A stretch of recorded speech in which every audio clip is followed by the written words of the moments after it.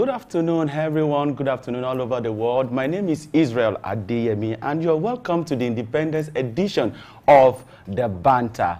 You know what we do on this show already. If you've been following the show, it's a show that will discuss critical issues that affect everybody. And today on the show, I'm not alone on this show. We are here.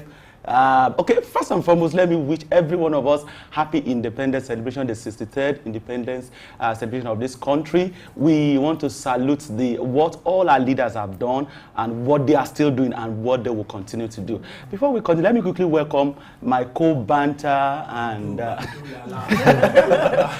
let me start from you. Juvie, how are you doing today? Man, I feel elated. I feel so excited being on the show today. Happy 63rd anniversary to everyone. It's your boy, Juvie. You're welcome. Yeah, the lady in red.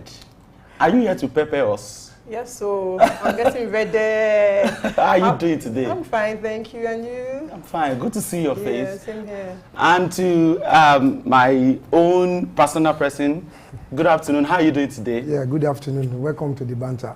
Yeah, the Banter. Franco on the Banter. Yes. So I'm guys, Francis by name. yeah, Welcome to the Banter. Yeah. So but before we start, I would like us to at least give Nigeria a round of applause. Yeah, let's give a round of applause for Nigeria. We are 63rd. Yes, it's not easy. I hope there are achievements too. Okay, let's No. Let's just clap because we're going to talk about that. We're going to discuss that on this table. Right. Okay, so the first one we're going to be discussing today is about body positivity and acceptance. The reason why you should accept yourself, accept the way you look. Yes, accept the way you look. There have been a lot of issues surrounding this body positivity. Some will tell you because you have a certain shape, because you are configured in certain shapes, then you are not too good, or you can't do certain things. So that is what we're going to be discussing today. And let me tell you guys, you can join the show via our various social media platforms. Send in your comments, send in your reply, and we're going to read it out on this show. Okay, so let's set the ball rolling. Juvie, to you, what does it mean to say somebody is not physically okay? Because in some clients, they will tell you because you don't have certain shape, then you can't do certain things. Tell me, what is body positivity to you? All right, thank you, Israel. Easy boy. You can call me that. You can call me that. You already set the tone, and you said something about acceptance, because the whole movement, it's a movement. It all depends on whose story you're taking. Some said it started in the 60s, 1960s, but there was another one that started more recently, around 2012 or thereabout. Body positivity, a movement. It represents acceptance, respect, and appreciation for all body types and shapes just as they are. You know, so I think it was Ike Dairo who sang the song. And so whatever size or shape your body came, considering hereditary, and some had to build their muscles, just appreciate yourself. And I think the movement became very essential when people began body shaming some people, and so you call some people Tiribeku, Belenge, Oshubu, you know things. So many names like that. But I think a great deal of it is society wants to tell us what to believe. Yeah. You know, there was a time I saw something, Miss Nigeria. If you saw the lady, she was big, bosom. I mean, she had it, you know, full option. And that was Miss Nigeria way back. But Miss Nigeria will want to look like me now. And I wonder, why do you have to go through this? Why do you have to go through this? You know? And so it's the society, especially those who market stuff for sexual appeal. They tell you must look in a particular way. And so people will need to tone down and rethink, why do you need to look like a particular person to be accepted? Appreciate your body. Celebrate me. Now Okay. Why we pin it down there? Dami, I discovered that a lot of guys like us is going to eat the gym. In fact, some are even eating the gym just to get that muscle, you understand? So to you, when you see somebody in a particular shape, what comes to your mind? Do you marry that with the intellectual capacity of that person? Or you just look at the physical appearance alone? For me, not really, but I want to come in from another perspective. Okay.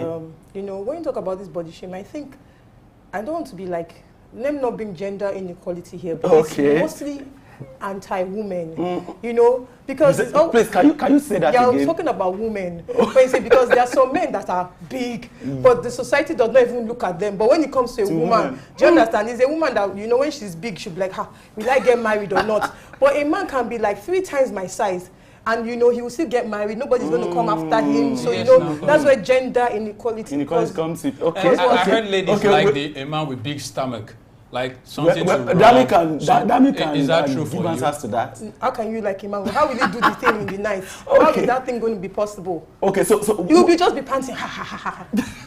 Okay, so what you pay more attention to is the mental capacity of that person, right? Is that yes, what you're trying to say? It hasn't got anything to do with the body. You know, it doesn't have to do. Your brain is your brain. Your body, your physique is your physique. But nobody sees the brain. Nobody sees the brain. Definitely. That's quite all right. Nobody Because sees the brain. the brain, let me bring Francis to this conversation. You see, the brain is an inside thing.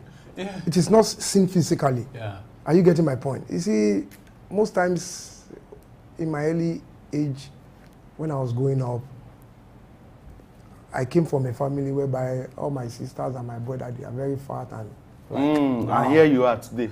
Yeah, I'm right today. So the most funniest thing about it is that there was a time we decided to come up with an idea on the island, because most times beauty pageants are done by slim, tall, and so you understand. So we now decided to come up with an idea of having a beauty pageant for the fat ones. Yeah. So we call it Miss Orobo.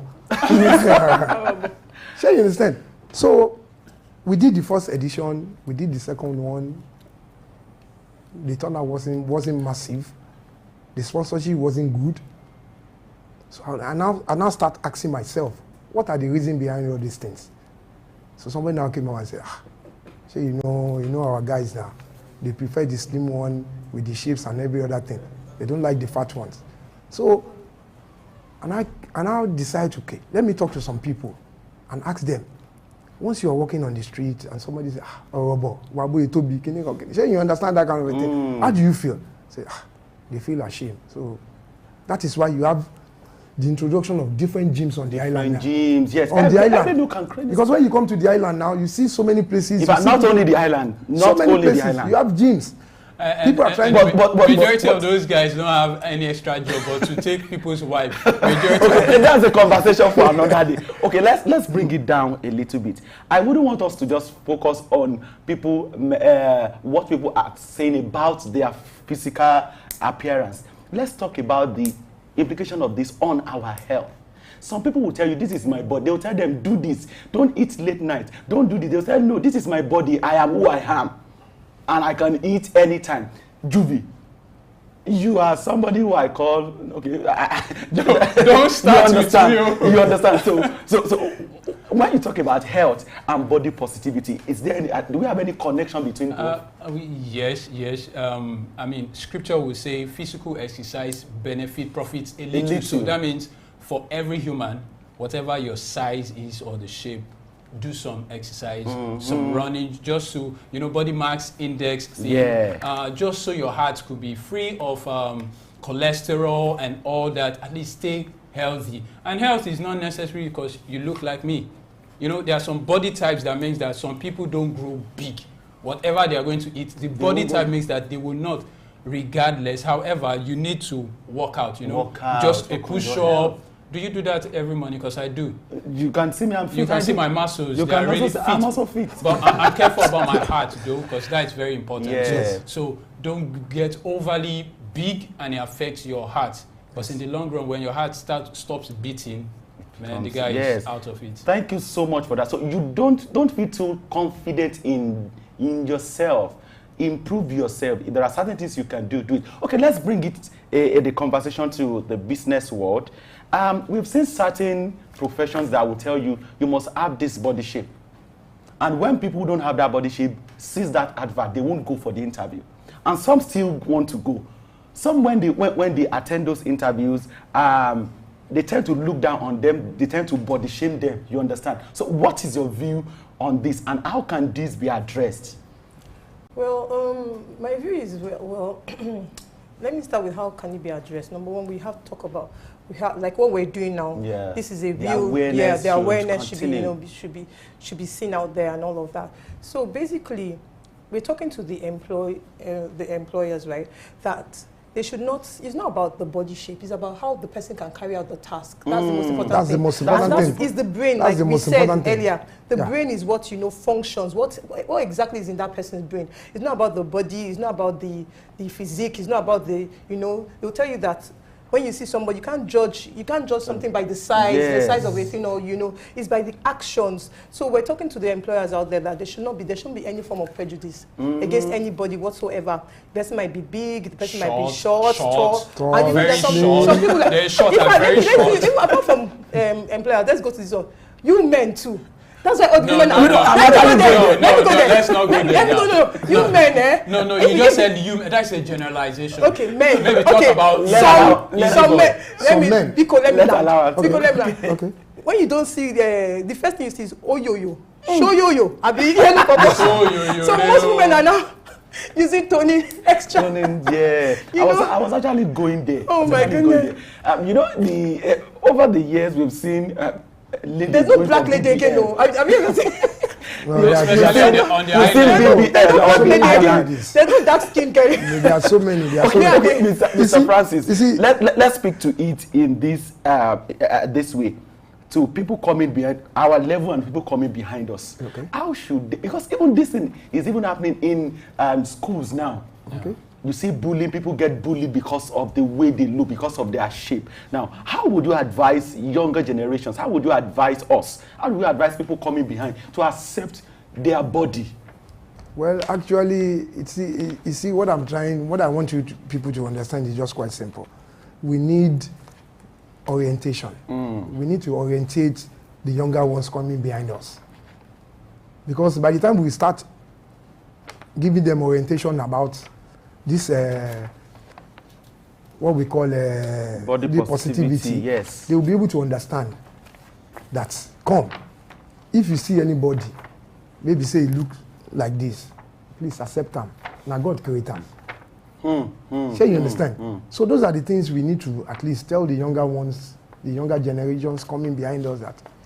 Like, let me give you an instance. Please. You see, don't blame me, because Mr. Francis, who they talk so. It's see- the banter, it's your view, you see- so you can See, there is a certain bank in Nigeria. If you don't have the big backside, you will never be employed. Really? Is there any bank that doesn't do that? Okay, There is this specific bank, because there was a day I went to this particular bank. All the ladies I And saw. how did you notice That might be a coincidence. No, hold on. That might How be a did you coincidence. notice that? Were you looking at their backside all through, the ladies? Well, I went there for a transaction. Okay. Okay. So immediately I got to the bank. I was Okay. like, why is everybody looking the same? And you saw everybody at once. But You wait. saw everybody at once. So only ladies work there. You don't see any. There are men Okay, working there. but as your well. attention was on the women. Not Okay, on so the women. You see, what exactly what I went there to do? I went to meet the women in charge, Okay. because they are the one responding to what I came to do and all the things I came here to do. So by the time they were walking up and down and stuff like that, I was like, this one, bam. The other one, bam. This one, bam. I was like, what is happening Sorry, I here? don't understand the bang. No. Say you understand. So We'll explain that after the show. Then later, I now called a friend of mine who works in the bank. I said, boss, what did happen? Why they say all the women wait inside this place now so extra large for backside? He said, it's a marketing strategy. It's a marketing strategy. And I said, wow. It looks like it's Okay. working, right? Let me Let me just give you 30 seconds so you can quickly round up. We need to And go one for of a the break. reasons why everyone should take this seriously, it's some of the adverse effects of this body shaming, the whole stuff, and why the whole body positivity became a movement. I don't know, there is this eating disorder that some people have. You know, when they see themselves growing big, the bulimia nervosa, people begin to have eating. You eat and you throw up just because you want to maintain a particular figure.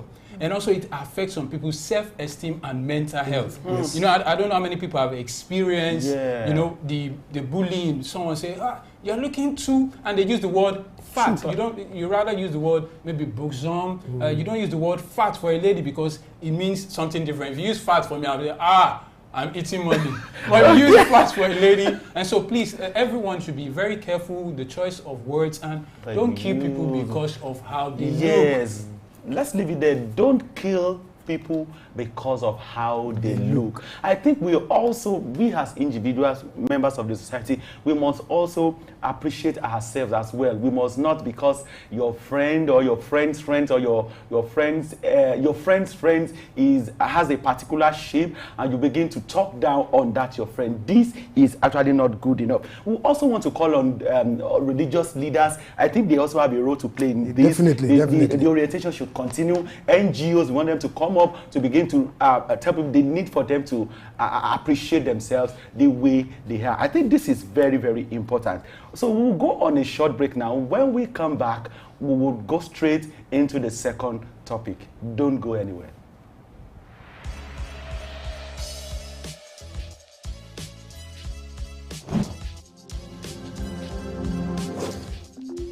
Today in the history of Nigeria remains significant as all tribe and culture reflect on the journey, challenges and progress the nation has encountered over the millennia.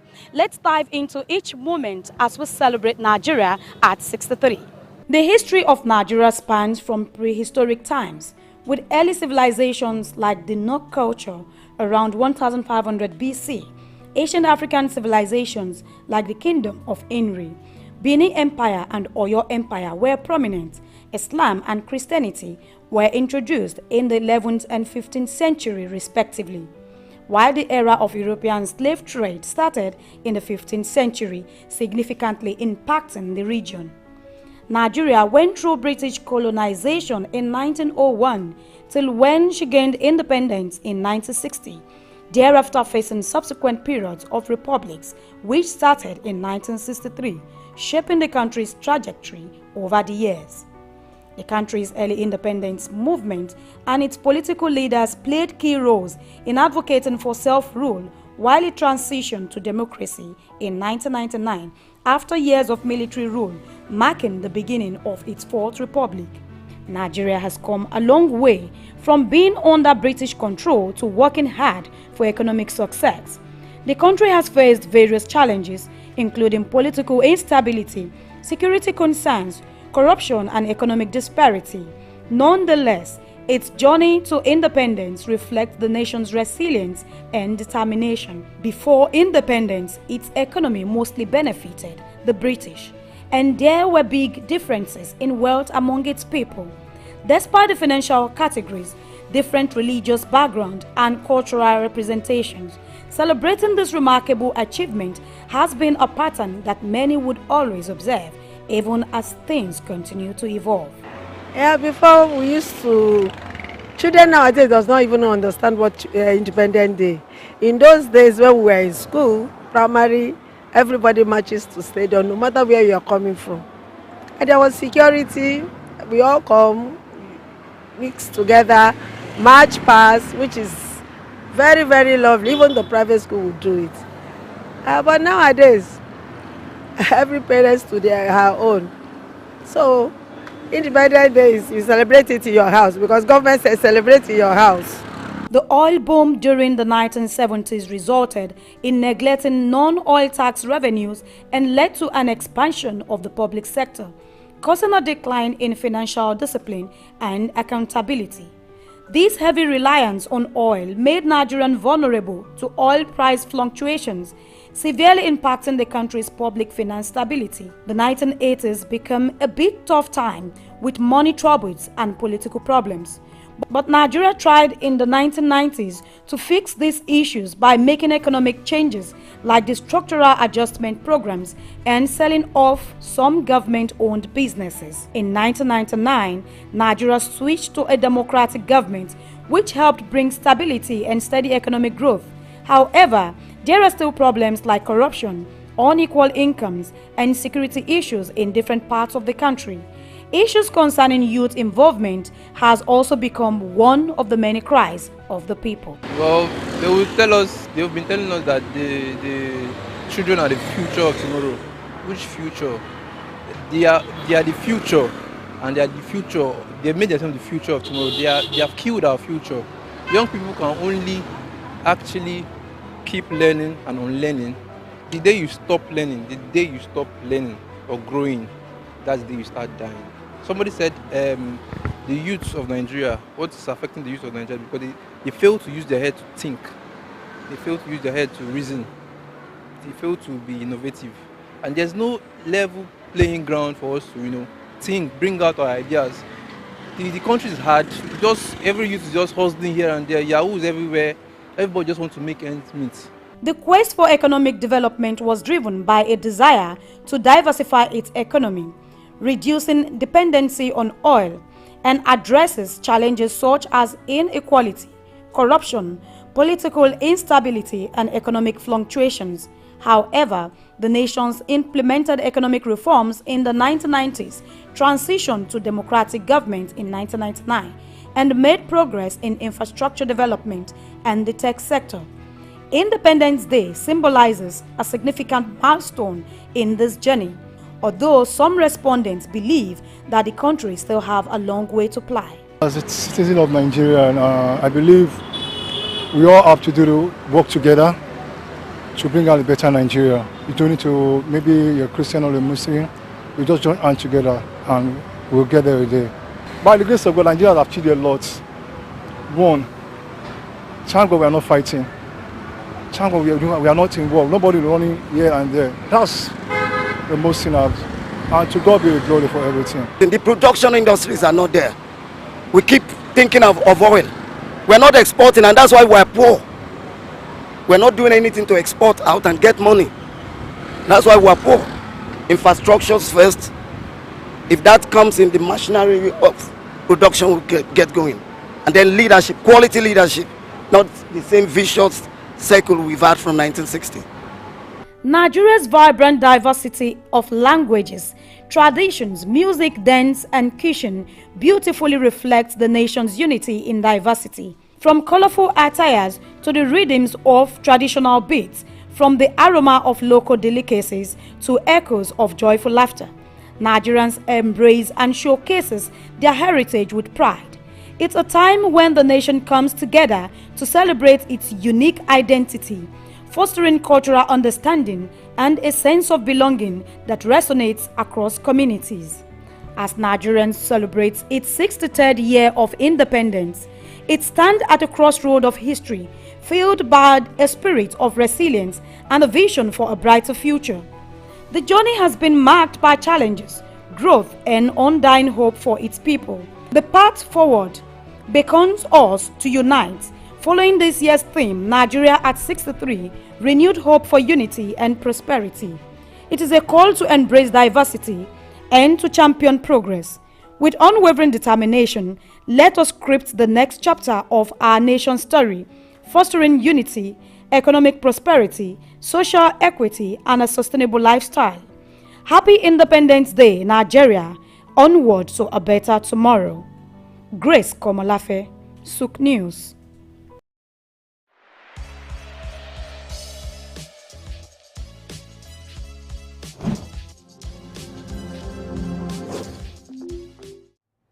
All right, welcome back, and you're still on the show, The Banter. Before we took that break, we spoke about body positivity, and I said that we're going to be discussing Nigeria at 63 after the break. So that particular report by Grace Komolafe was a comprehensive report about the journey so far as Nigeria is concerned. The past, present, and the future. Present and the future. So we will be speaking to that.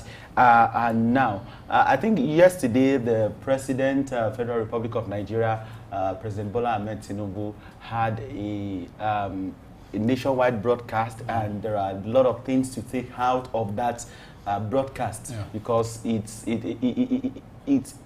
rekindled our hope in us that we have a kind of leader that looks into the future, leaders that are ready to actually take some critical decisions, not actually thinking about the hardship now, but the future. So let's set the ball rolling. I would like to start with you, sir. Before now, let's look at Nigeria before now and where we are presently. Have we improved? Are there improvements? Well, actually, there are a lot of things that I felt is not right. Okay. Presently. So the challenge is okay? Okay.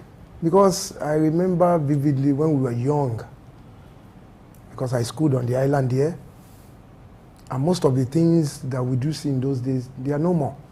For instance,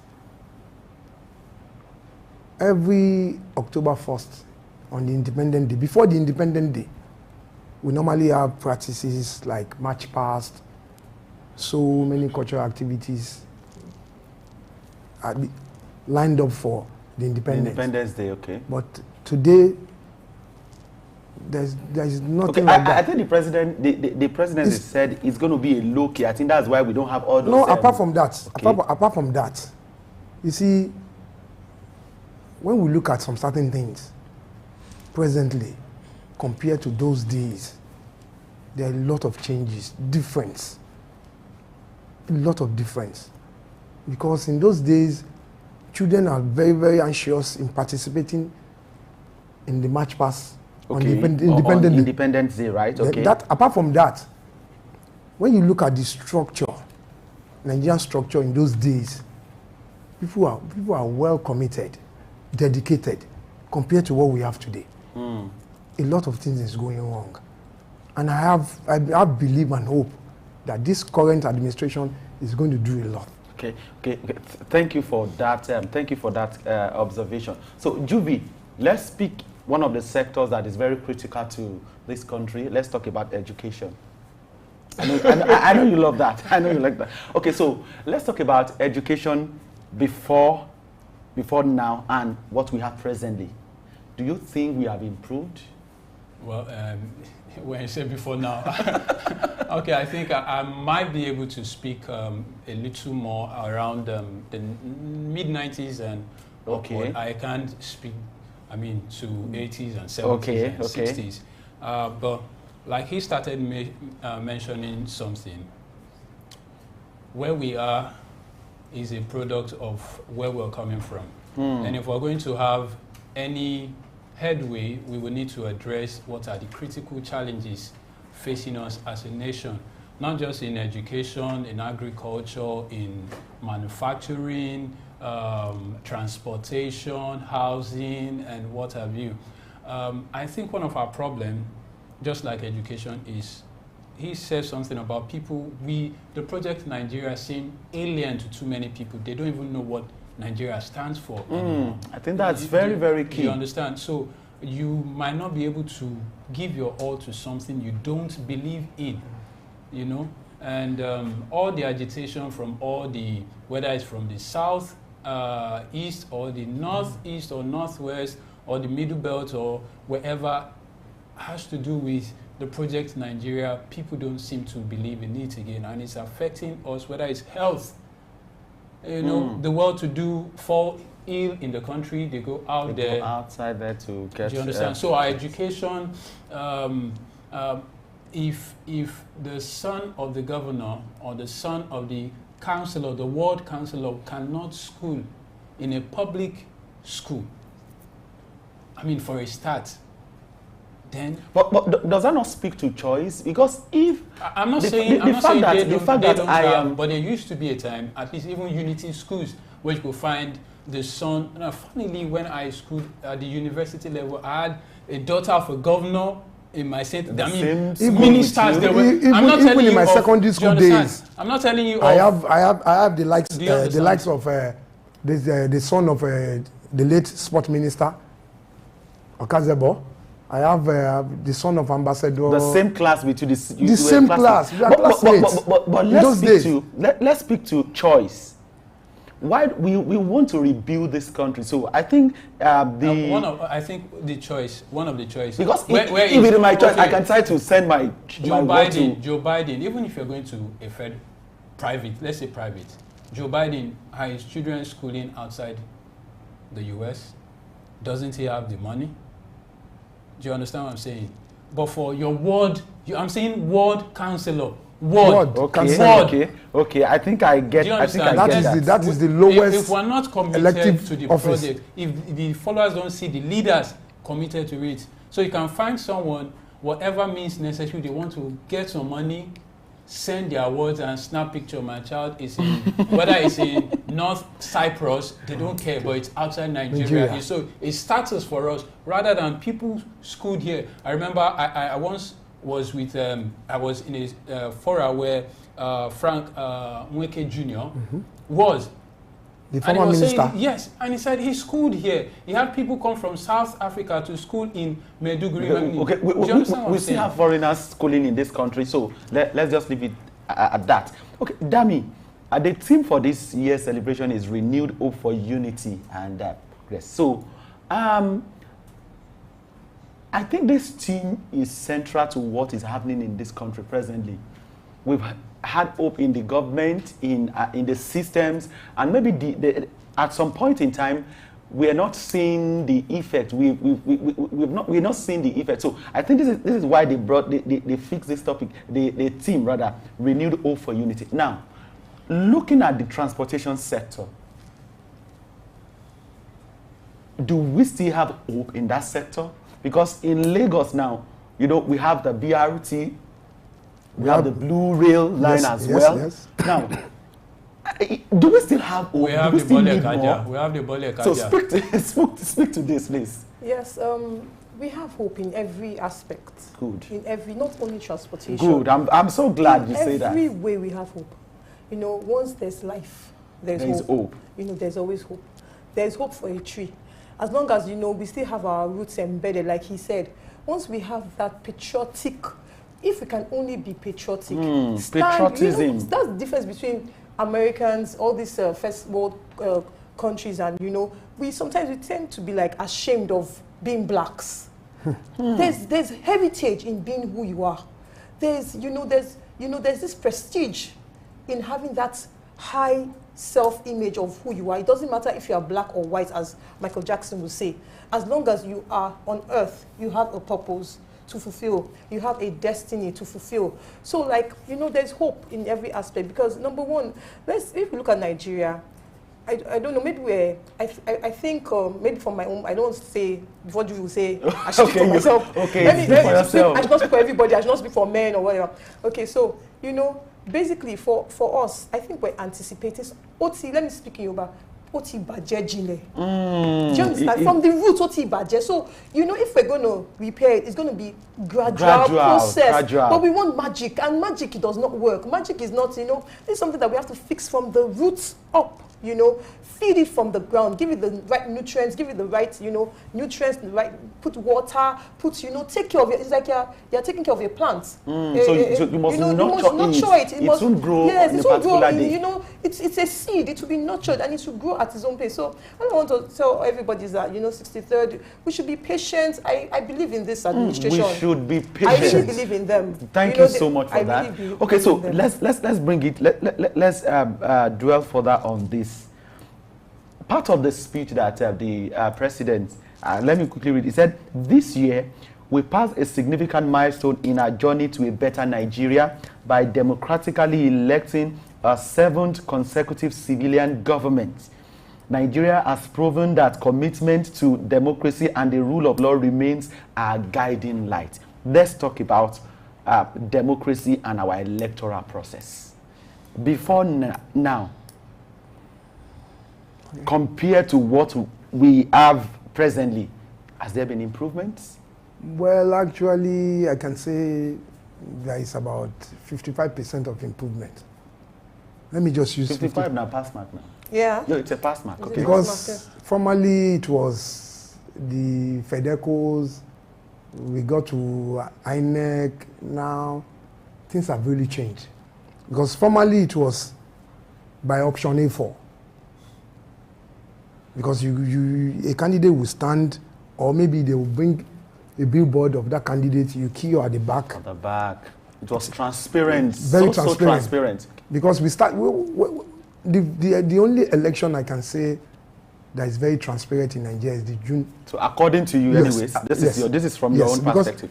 I can say it's the most freest election that I've ever seen. Because then I was an agent. I saw the whole process and I saw what really happened during that election. It was so free and so peaceful. Then it was option A4.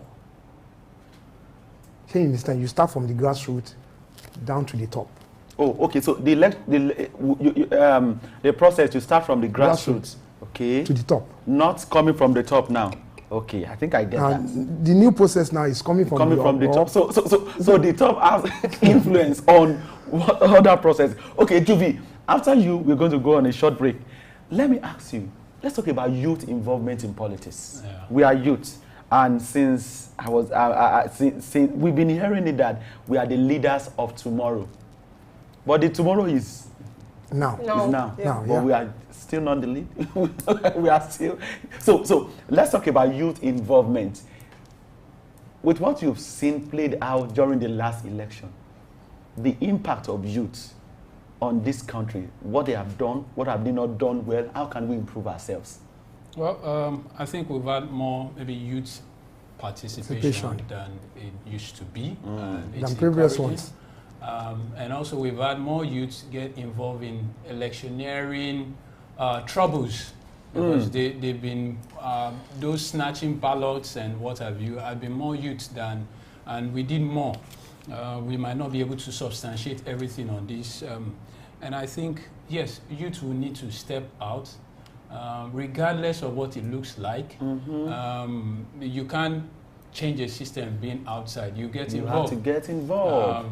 I understand some people have been discouraged. You know, when you get in and you begin to say you must know this person, you must do this, like, do I really need to do all this? And so youths must get out there. And I think one of the dissatisfaction across all board is that when people come out during electioneering process, campaign, and you promise, value satisfaction, you say, when you vote for me, I'll turn everything around. I think I want to pin you on that, because most time we are the one who actually force these people to make this promise. We know that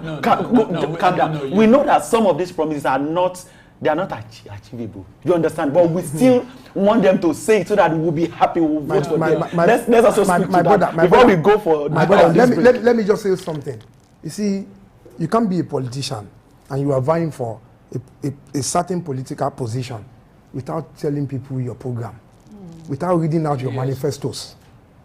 You have to do that. But I believe we will be the one to complain if somebody comes up and read normal things that we don't really want to. We tell them, it doesn't even have. It is not prepared. You understand? So they need to give us those kind of packages that when we hear them, you say, okay, let me vote for this place. So let's speak to that as well. My brother, I think we've come to a point in Nigeria where we have to be factual. We have to say it. We have to be true. Sorry. Let me come in. I think we've had this problem because even at the supposedly town hall is regulated. Because when you ask, how do you intend? You have like 7-point agenda, 8 points. How do you intend to achieve it? And we cover up with plenty English, and we know that this thing you can't. And we've had so much of sycophancy. So people come and say, he will do it. And a lot of people are saying, sorry, someone could not achieve this in 8 years. And you say in the first 90 days you hit this, But so that we don't sound like enemy of progress, we will still want to believe.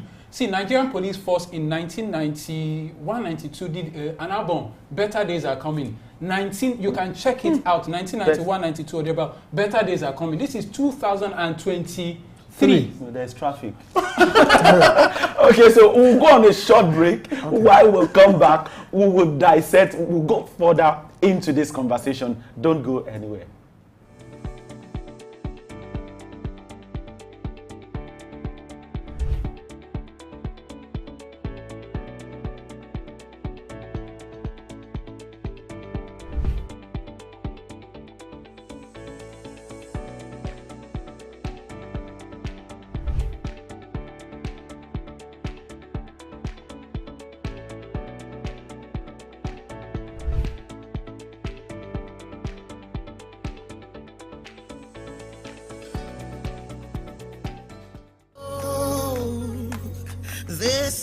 friend of mine. Happy Independence Day, Nigeria, a great country. Happy Independence Day, Nigeria. God bless Nigeria. God bless Sufi. Happy birthday, Nigeria. God bless this nation and every citizen in it. Happy independence to my beloved country. I love Nigeria. Today we celebrate the spirit of Nigeria's independence. Yeah, we are 63. Happy Independence Day, Nigeria. God bless Nigeria. Happy anniversary, Nigeria. 63. We've come a very long way. Regardless of what's going on out there right now, I'm very optimistic that there are better days ahead. Don't look for somebody else for change. Let the change start with you. Happy Independence, Nigeria. Hooray, Nigeria at 63 years. Happy birthday to Nigeria. May the glory of the Independent Day be with us forever. Happy Independence Day. God bless my country, Nigeria. Nigeria, my country. Nigeria, where the grass is always green. Nigeria, Nigeria, we will sing.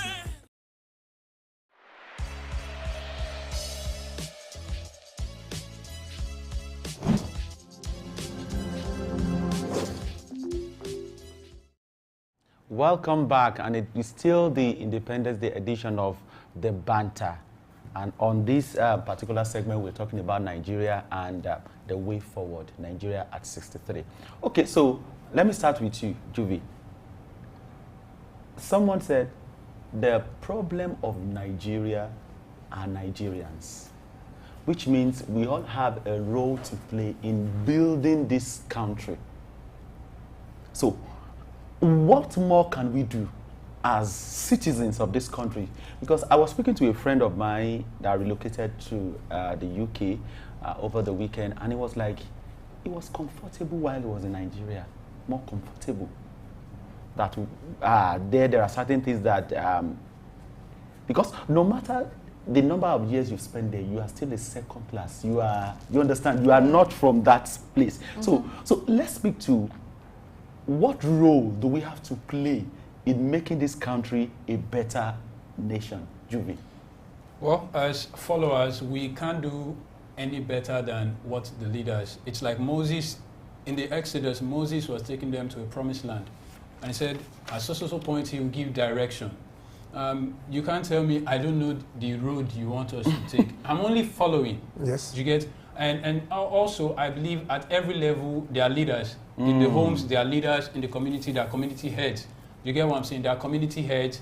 And at the level of, let's say, district, there are district heads. And so, if we would begin to bring back the issue of merit, honesty, patriotism, we might begin to start to see a change. It might not be evident immediately. Okay. Because there was a time, if you did well in examinations, I mean, there was, if you were the first position in public school, I went to a public school. Yeah, I also went to a public school. We got notebooks.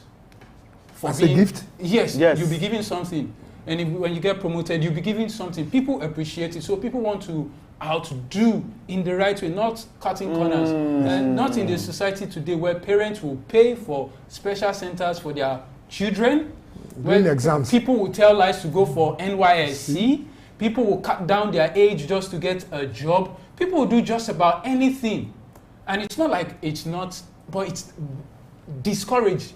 Very discouraged in other climes. But here, and since 1967, we have not really been able to reintegrate ourselves. The Easterners still believe they are not part of these nations.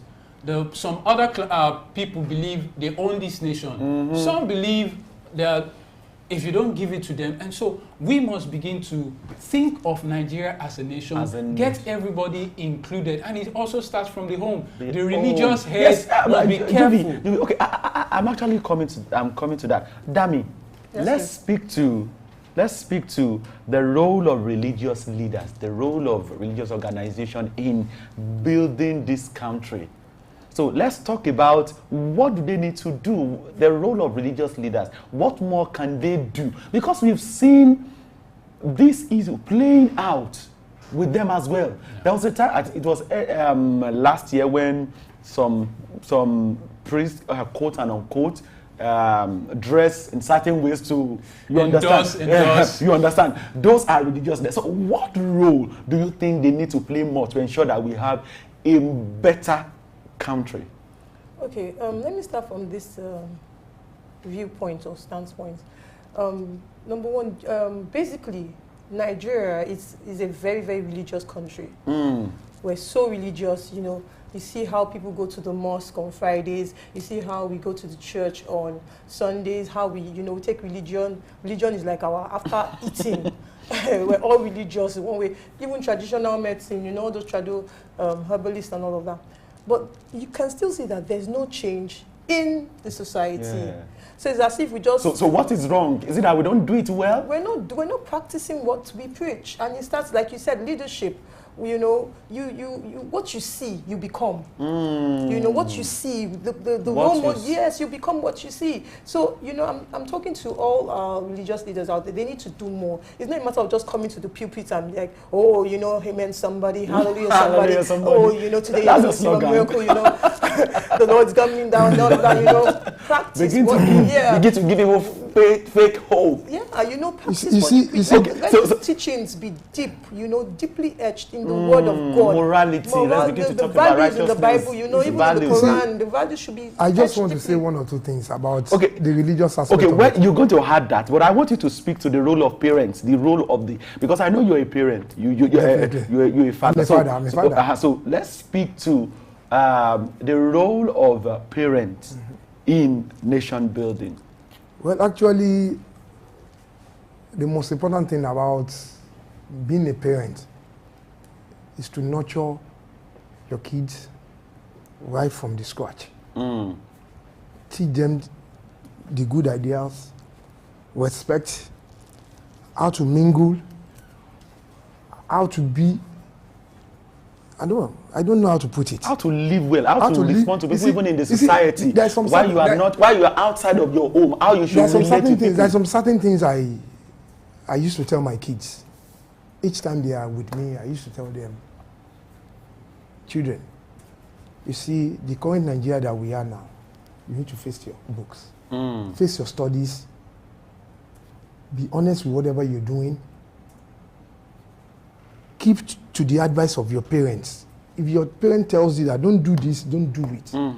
By the time you keep telling your kids all those things, we parents should be prayerful.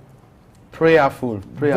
It's very, very important, because you can't tell your child to sit here and you expect him to sit there without looking after them. Because, like I am now, I'm a widower. I'm the only one taking care of the children. Now I'm here now sitting. Nobody's with them at home.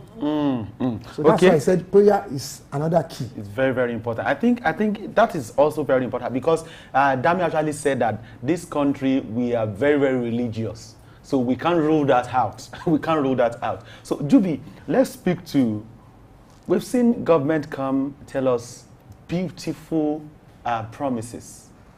And at some point we discover that while they are rolling out those promises and implementing those promises, implementation has always been a very issue with us. Now, and this implementation process, these leaders might not be the one who are going to implement it, though they're going to enforce it, but we at the grassroots, the people in the markets, the bus drivers, the people at the malls, we are the one who is going to implement this. Now, let's speak to ourselves. Is it not high time we begin to do things right? You go to the market to buy something. Some people will even, a lot of things. You understand? Even when the price should not be increased, they will increase it. You understand? So this is not government, it is we. So let's speak to ourselves. Okay, let me speak around one of the issues. I remember a time I have two people very close in governance, two councillors. My friend and my... You'll then become a counselor very soon. And one of the questions one of my elder brother asks is, now that this person and this person is in government, wouldn't you be visiting? I said, no, this is what I believe. I don't take my issues to you. Now that I already know you are actively involved in this. Because we, as a society, we have some very funny Expectation. Someone becomes a counselor at the church or the mosque. You begin to give. How much is the basic salary?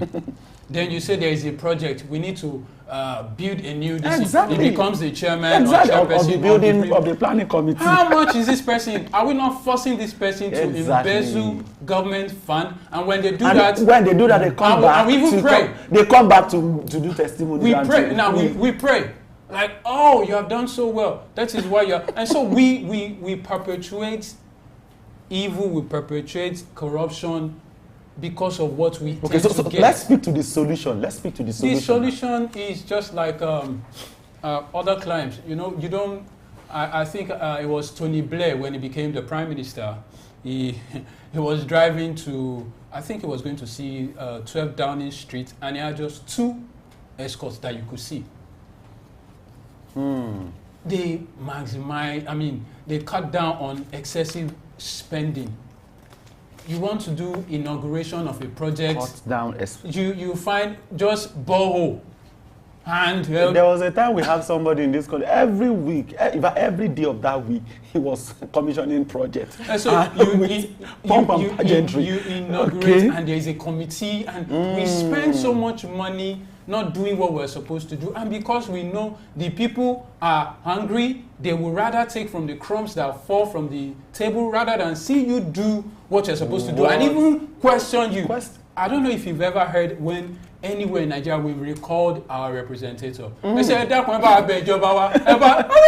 these guys are serving you. You're supposed to recall them if they don't perform. Yes, but hey, how do you recall? The guys recall? are paid you. They paid you with 4 cubes of seasoning. Okay, Juby, thank you so much for that. Dami, on a final note, let's talk about security.